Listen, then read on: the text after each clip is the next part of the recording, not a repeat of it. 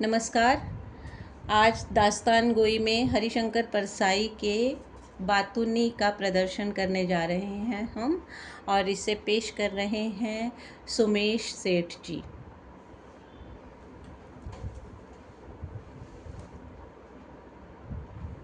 ये चिट्ठी भेजनी जरूरी है। आज पोस्ट ऑफिस बंद होने का समय हो रहा है। पैदल चलकर तो पहुंच नहीं सकता। काश कोई उस तरफ जाने वाला मिल जाता तो बड़ी सुविधा हो जाती। ये भाई साहब जो दौड़ते हुए दिखाई दे रहे हैं, इनसे मदद ली जाए। भाई साहब, ये चिट्ठी एक लिफाफे में डालकर उसमें ये पता लिखकर टिकट लगाकर डाक में डाल देंगे। आप तो दौड़ते दौड़ते पलक झपकते ही पहुंच जाएंगे पोस्ट ऑफिस। सहर्ष, आप कहें और हम ना करें, ऐसे तो हालात नहीं। सहर्ष, ऐसे सज्जन पुरुष आज भी धरती पर मौजूद हैं। कितने उत्साह से उन्होंने सहर्ष कहा। अच्छाई आज भी कायम है। ऐसे पुरुषों की वजह से ही दुनिया चल रही है जनाब। सीन 2। नमस्ते भाई साहब। नमस्ते नमस्ते। वो चिट्ठी डाल दी थी और मैं जरा पोस्ट ऑफिस पहुंचा। देखता क्या हूं कि पोस्ट ऑफिस तो बंद होने वाला है। अब मैं सोचूं करूं तो करूं क्या। अब आपने इतना जरूरी काम दिया है, चिट्ठी डालनी है, तो मैंने सोच लिया था चाहे आकाश फट पड़े चाहे धरती फट जाए, लेकिन ये चिट्ठी तो मैं जरूर डालूंगा। भाई, आप इतने समय से यहां रह रहे हैं, आज तक आपने कभी सेवा का मौका ही नहीं दिया। अब मैं सोचूं जाऊं तो जाऊं कहां। मैं बाहर निकला, तभी मुझे सानी मेडिकल स्टोर दिखाई दिया। मैं वहां पहुंचा। सानी मेरा बचपन का दोस्त। सानी के फादर और मेरे फादर बड़े अच्छे दोस्त हुआ करते थे। फिर उसके फादर को दिल का दौरा पड़ गया। ये दिल की बीमारी का भी ना अब ये फैशन ही चल पड़ा है। अब दिल की बीमारी के किस्से तो बहुत लंबे हैं, फिर किसी और से। तो मैंने सोचा कि फटाफट सानी के पास गया। हाँ भाई सानी, कोई लिफाफा और डाक टिकट है?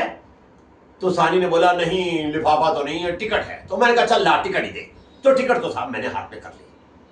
अब मैं क्या करूं, लिफाफा कहां से लाऊं। मैं सोचने लगा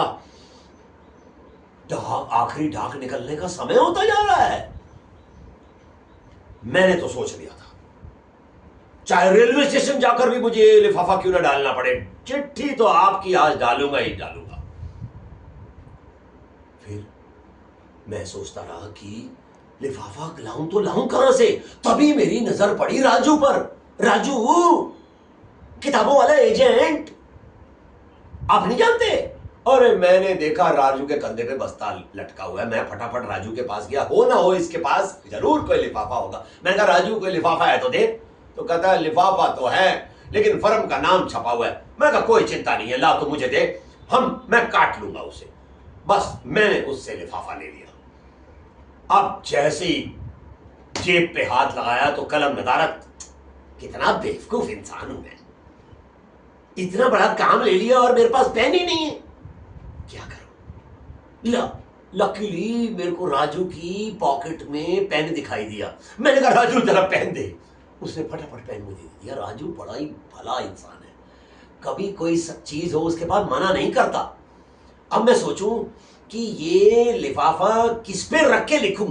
मैं फटाफट राजू का बस्ता छीना और नीचे बैठा, और अब मैंने लिफाफे के ऊपर आपका दिया हुआ पता लिखा, चिट्ठी उसमें डाली, और जो मैं दौड़ा हूं पोस्ट ऑफिस की तरफ कि मिल्खा सिंह होता तो उसको भी पीछे छोड़ देता। और वहां देखिए जी किस्मत की बात, डाकिया पूरी चिट्ठियां बंद करके लाल लेटर बॉक्स को ताला लगाने ही वाला था। मैंने कहा भाई साहब ये चिट्ठी भी बहुत जरूरी है। तो बड़ा भला आदमी था, उसने चिट्ठी देखते ही बोला अरे बैरंग भेजोगे? मुझे याद आया। मैं फटाफट सानी की दी हुई टिकट जेब से निकाली और चिट्ठी पर लगाई और मैंने उसको पकड़ा दी। उसने चिट्ठी ले ली, तब जाके मेरी सांस में सांस आई और मन हल्का हुआ। अरे भाई साहब, आपने तो आधे घंटे का पूरा विवरण ही दे डाला। मैंने सोचा था कि आप कहेंगे कि मैंने चिट्ठी ली, लिफाफे में डाली, पता लिख का टिकट लगाई और लाल लेटर बॉक्स में छोड़ दी, बस। खैर, आपका बहुत धन्यवाद। क्या बताऊं, कसम से इन भाई साहब को दोबारा कोई काम ही नहीं बोलूंगा।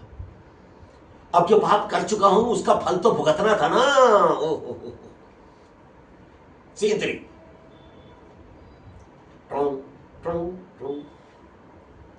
हे भगवान, इस रास्ते से तो उन महानुभाव का घर पड़ता है।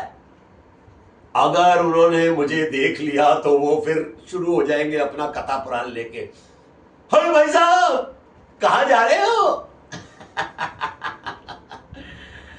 ये लोग भी अक्सर पूछते हैं कहां जा रहे हो, जैसे कि कोई पुलिस डिपार्टमेंट के हो या किसी खुफिया विभाग के हो या कोई आपके चाचा के रिश्तेदार लगते हो। और कुछ लोग जो होशियार होते हैं वो कहते हैं जी मैं बस यहीं कहीं जा रहा हूं, और ये जो पूछने वाले हैं इनको मतलब तो कुछ होता नहीं, फिर भी कहते हैं कहां जा रहे हो, और जवाब देने वाला बोलता है बस यहीं जा रहा हूं। देखो, ना तो इस सवाल में कुछ रखा है और ना तो इस जवाब में कुछ रखा है। ये कोई फाइल लेकर कहीं पहुंचानी है, लाइए मुझे दे दीजिए। अरे नहीं नहीं नहीं भाई साहब, मुझे सिविल सर्जन से मिलने जाना। अच्छा, सिविल डॉक्टर गुप्ता से? अरे डॉक्टर गुप्ता तो मेरे चाचा के बड़े अच्छे दोस्त थे।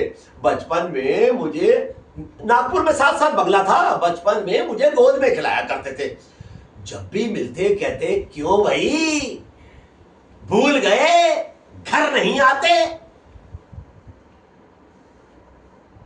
और हमेशा घर आकर पढ़ाई लिखाई की बातें करते रहते थे। बोलते थे पढ़ोगे लिखोगे बनोगे नवाब, और खेलोगे कूदोगे बनोगे खराब। भाई अपना तो पढ़ाई लिखाई से कोई रिश्ता ही नहीं था। हम तो हमेशा खेल के मैदान में ही पाए जाते थे। ये जो लंबी सी कोठी देख रहे हैं, ऊंची सी कोठी देख रहे हैं, ये हमने खेल कूद के बनाई है जनाब। आज का जमाना तो ये है कि खेलोगे कूदोगे बनोगे नवाब, और पढ़ोगे लिखोगे तो बनोगे गुलाम। हम तो खेल कूद कर ही नोट छाप रहे हैं जनाब। अब आपको कल का एक किस्सा सुनाता हूं। अरे भाई साहब, मैं जल्दी में हूं, डॉक्टर से मेरी अपॉइंटमेंट है, मैं लेट हो जाऊंगा, मैं चलता हूं। ओ डॉक्टर साहब टाइम के बड़े पाबंद हैं। सीन 4।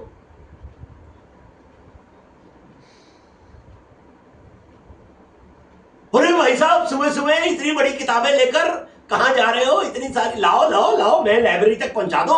अरे नहीं नहीं भाई साहब, मैं प्रोफेसर तिवारी से मिलने जा रहा हूं। तिवारी जी से? अरे वो तो मेरे फादर इन लॉ के बचपन के दोस्त हैं। दोनों साथ साथ पढ़ाई करते थे एक साथ मिलकर। आज भी जब भी मिलते हैं कहते हैं कि भाई ईद का चांद हो गए हो, कभी कभी घर आ जाया करो। तो हमने सोचा एक बार उनके घर ले चलते हैं। तो हम उनके घर पहुंच गए, देखा किताब पढ़ने में मशगूल थे। अब आधा ध्यान उनका किताब में और आधा ध्यान हमारी बातों में। हमने भी मजाक मजाक में उनके हाथ से किताब छीन ली, और फिर उन्होंने हमें बोला एक चैप्टर अपनी आवाज में पढ़कर सुनाओ। बोलो, हमारी तो सिट्टी पिट्टी गुम हो गई। हमने कहा ये तो बुरे फंसे, पढ़ाई लिखाई से तो हमारा दूर दूर का रिश्ता नहीं है, क्या करें? तो हमने सोचा गनीमत इसी में है कि पतली गली से निकल लेते हैं। तो हम निकल आए बाहर। कमाल है भाई साहब, मैं किसी का भी नाम लेता हूं तो वो आपके चाचा मामा ससुर या पिता के रिश्तेदार निकलाते हैं, और अब 10-15 मिनट तक उनसे अपने संबंधों के बारे में व्याख्यान करते चले जाते हैं। मानना पड़ेगा, गजब का जनसंपर्क है आपका। पर मैं जरा जल्दी में हूं, मुझे प्रोफेसर तिवारी कहीं कॉलेज के लिए निकल ना जाए, मैं चलता हूं। ओ तिवारी जी से, मतलब आपके प्रोफेसर साहब से मेरी भी नमस्ते कहिएगा। सीन 5।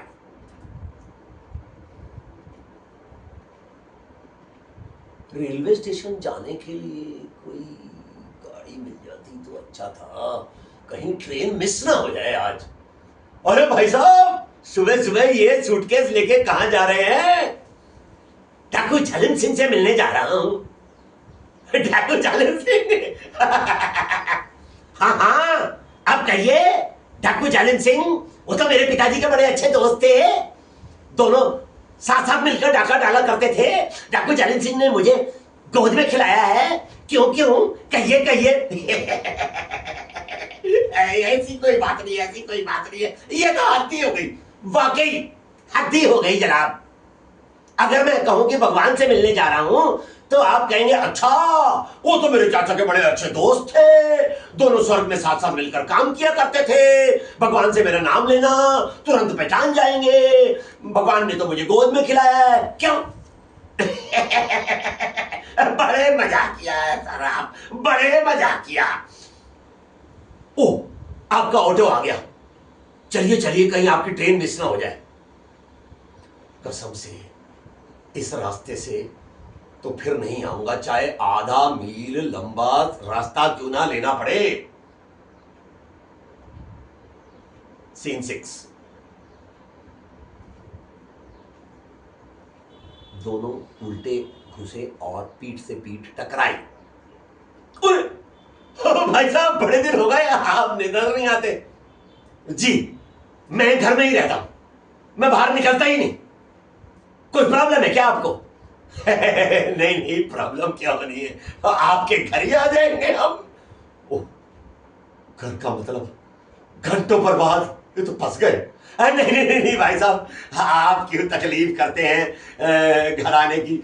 मैं ही आपको दर्शन के लिए देने के लिए आ जाऊंगा। इस रास्ते से निकलना शुरू कर दूंगा फिर से। आपने तो अधिकार जमा लिया है मेरे पे हमेशा के लिए। अधिकार कैसा जनाब, अधिकार, एहसान कैसा जनाब।